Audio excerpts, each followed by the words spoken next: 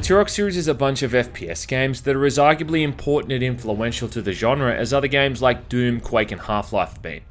Turok 1 was originally released way back in 1997 and it's based off the comic book series of the same name, which was about a group of Native American warriors who defended the Earth from aliens, dinosaurs and whatever else was dumb enough to get in their way. Imagine the Doom Slayer from the recent Doom reboot, but tasked with fighting aliens and dinosaurs instead of demons, and you're kind of on the same page. The first and second game are some of the more challenging shooters from around that same time period with really complex level design and gory and violent shooting. After the first and second game though, which both saw PC ports, the series then moved to the Nintendo 64 exclusively for Turok Rage Wars and Turok 3, before returning to multiple platforms again with Turok Evolution in 2002, a game which I've tried numerous times to get running on my current rig, but to no avail. Then the series kind of stagnated for a bit like a fart in a phone booth until 2008, when Propaganda Games developed Turok, just Turok, for PlayStation 3, Xbox 360 and Microsoft Windows.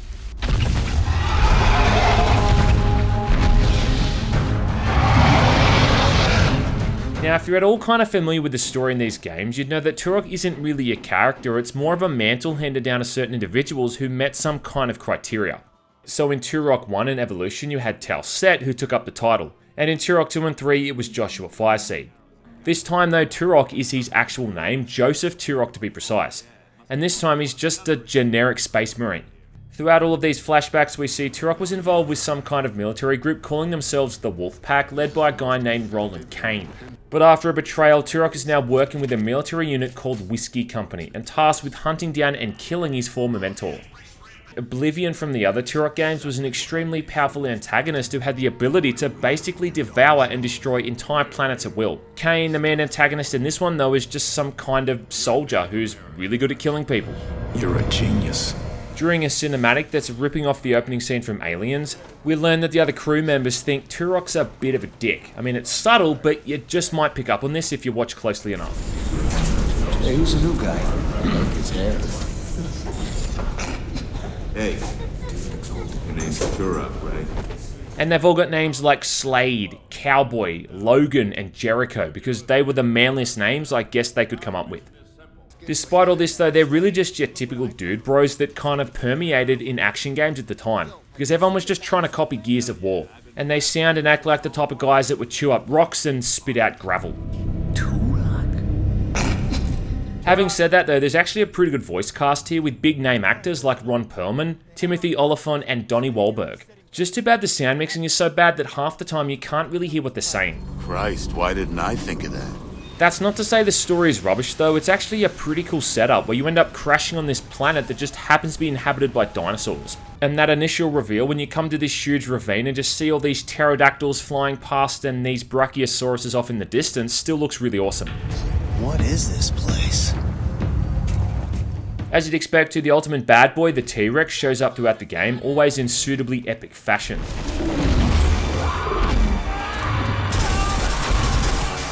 Kind of reminds me a lot of the first Predator movie, just with a bunch of dinosaurs instead of a single alien that's running around hunting people.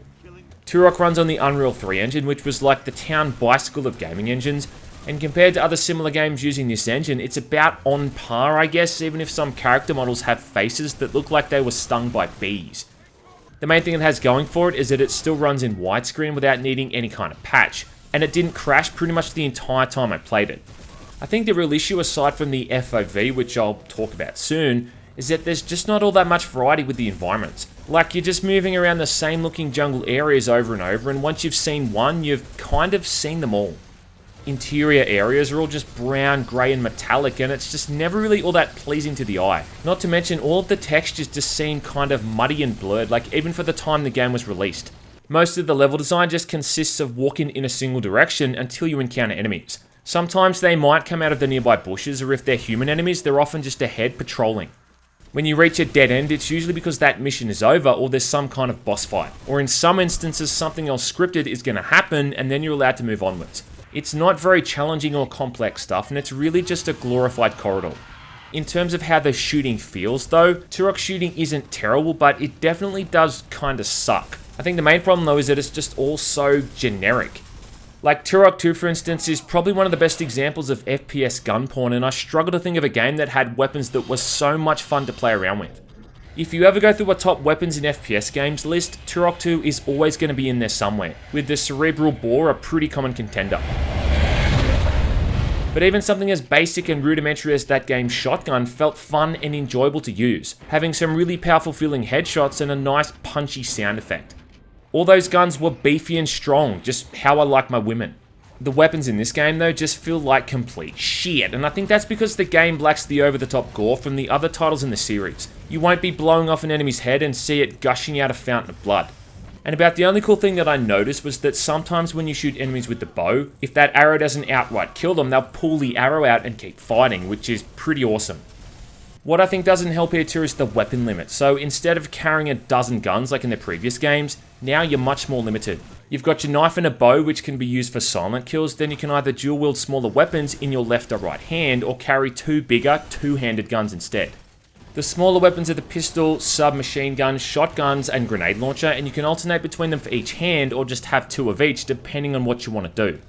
Then there's a sniper rifle, pulse rifle, chain gun, rocket launcher, and a flamethrower. The thing is though, the flamethrower, the rocket launcher, and the sniper rifle are very situational, and the amount of situations where they're all that useful just aren't really all that common, making the pulse rifle and the chain gun the only useful weapons. Thing is though, the chain gun is a complete insult to FPS chain guns, and it may be the single worst chain gun in any single FPS game that currently comes to mind.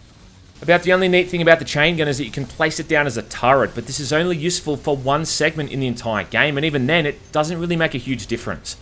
As a result, the pulse rifle kind of wins by default, but even that thing sucks balls because it overheats if you fire it too quickly. Like you can't even fire off a single magazine before it has to cool down. And that's a pretty huge manufacturing flaw, like I hope someone at the pulse rifle factory lost their job over that.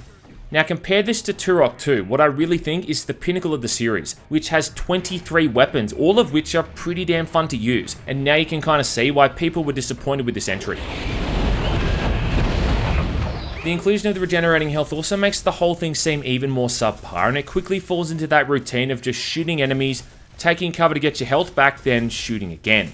When you're taking on dinosaurs, you can use a dodge move by pressing the spacebar and the strafe left or right key, but it still plays out mostly the same. Some idiot thought it would be a good idea to blur your vision too when you're taking damage, so on top of having the screen shake around like you're having a seizure, you also have to deal with the handicap of the screen looking like you're trying to see the world through a smudged window.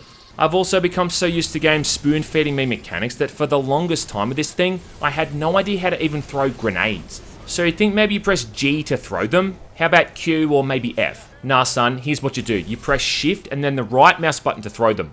If you hold down Shift and then press the left mouse button, that's the Alt fire for all the weapons. The thing is though, it never tells you anywhere in-game or even in the controls menu that this is how you do that. The only way I found this out was when I went and read the game's manual, and when I say the manual, I mean a 2-page foldout that came in the game's box. Turok also tries its hand at stealth mechanics, and whilst these segments aren't all that common, I do have to give praise to some of the knife kills in this game, which are just comedically over the top. Like the way that Turok just picks up the smaller dinosaurs and almost cuts their heads off is pretty funny to watch. At times, you're able to crouch in tall grass, which makes you pretty much invisible to enemies, at which point you can take them out from a distance with your bow or sneak up behind them for this pre-baked takedown with the knife. It seems that chest-high patches of somewhat thick bush make a 6-foot jacked-up space marine invisible to the naked eye. Anyway, it makes a nice change from just shooting the same looking bad guys or dinosaurs over and over, and it actually gives the character some kind of development as this badass Native American hunter. But these are segments that, like I said, are few and far between, and as soon as you detect it, it's guns blazing anyway. But the real icing on the shit cake is how Turok combines what I think is 3 of the worst ideas to implement in FPS games. So first off, there's button mashing prompts, because who doesn't like violently hammering their keyboard in lieu of doing something that requires actual skill? These happen all the time when you're attacked by larger enemies, and basically what happens is every now and then something's going to leap on you, knocking you down. Then you've got to mash some buttons on the keyboard or the mouse to get them off. It's also doubly annoying when it happens back to back, like there's assholes that are just waiting for their turn to pounce on you. If these don't occur though, instead you'll just get knocked on your ass, taking control away from the player for a few seconds, but also leaving you vulnerable at the same time, so that's fun. Now, this was that time in gaming when QuickTime events and button prompts were becoming commonplace, and I mean, it's a product of its time in that regard, but fuck me, does it get tedious the more you have to do them, and at times they can seem unavoidable. Like, even if something as simple as opening a door often requires mashing the interact button half a dozen times. The second thing that really pisses me off is how every time there's some kind of explosion or tremor in this game, the whole screen shakes like the planet you're on is just exploding. We've seen this kind of thing in games 100 times, like it usually happens in levels when you're running to safety or something and everything around you is collapsing. This kind of thing is fine in small doses, but Turok uses this way too much, and it happens all the time during combat sequences. Thirdly and lastly is probably the worst of all, and that's the low field of view, and if the obnoxious screen shake wasn't already making you throw up, well, this definitely will. In fact, I had to take regular breaks from playing this because I felt like I was going to vomit. You can actually modify this in the console if you activate the console by editing config files, but the downside is that it wasn't really designed with this in mind. So as a result, you'll often see broken cinematics and other animation glitches in-game because now you're looking at something that wasn't intended to be seen by another human, like Lena Dunham in a bikini. You're one to talk. But holy crap, does it make a difference to how this game feels? I mean, check it out with the modified field of view at 90, and then when it's on its default at around 55. Like, the difference is humongous. Horrible FOV and button mashing aside though, Turok does play at its core just like a basic first-person shooter. It's just that it's one that's not all that amazing. You just walk and shoot, and then have the occasional boss fight. There's no platforming or anything hazardous with the environment that's going to offer up any sort of real challenge. You just go from one area to the next, killing things, then watching a cinematic every now and then. Turok does represent a time in the industry, and especially for first-person shooters, where a lot of titles just really started to be kinda dumbed down, which I think is because also a lot of these games also saw releases on consoles, and things had to be simplified to work with the controller. And that's fair enough, like consoles made it so you could pretty much ship any piece of garbage you wanted. Optimize it for all platforms and make some money off it because the demographic was so wide now that it would have to be picked up in some capacity. And on that note, I probably wouldn't recommend it. The final level in the game is arguably one of the worst things ever made by another human being, aside from mustard gas. And the end boss fights are just horrible, like one of them's even a QuickTime event. It just pales in comparison to the other games in the series in so many ways. Turok 2 might have been a confusing maze hunt at times, but it offered up some genuine challenge and a real sense of accomplishment when you finally finished it. And still, despite how old it is, it's still got some of the best weapons you're ever going to see in the entire FPS genre. Plus there's a thick alien waifu who accompanies you throughout the game. I mean, what's not to love? Even as a shooting game though, if it wasn't connected to the Turok series, this reboot, or whatever the hell I'm supposed to call it, is just boring and average at the best of times. It's one of the few times when I'm playing a game for the channel where simply getting through it has been a chore. Like, I'd rather take the garbage out, check my car's oil level, go to the dentist, or do some laundry than play this. Christ, why didn't I think of that? So if you want to play a real Turok game on the PC, then go play the remasters of Turok 1 and Turok 2. I'll even put a link in the video comments because I'm such a nice guy. This version of Turok just isn't worth your time, and it feels as prehistoric and dated as the dinosaurs it features in its gameplay.